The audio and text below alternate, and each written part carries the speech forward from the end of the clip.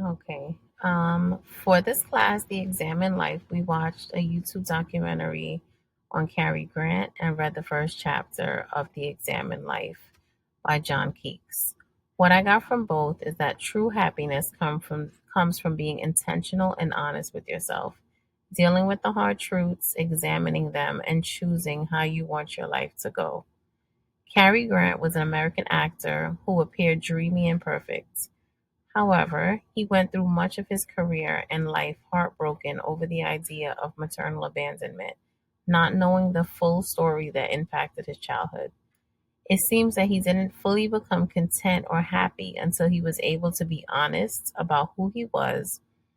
The documentary talks about how his role as a father and creating his own family brought him joy, but he really seemed to reach a level of contentment when he began to share the truths about himself that he once kept private.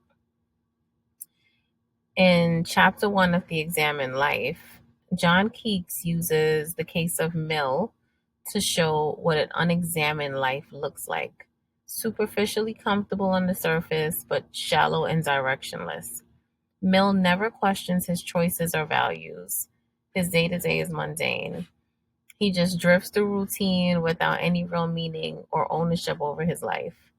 In the end, Keeks warns that without reflection or confronting uncomfortable truths, we risk wasting our life. He uses Mill as an example.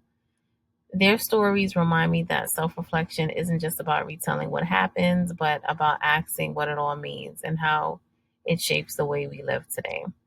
Their stories reinforce something I think about periodically: the danger of living an unfulfilled life or wasting time and opportunities.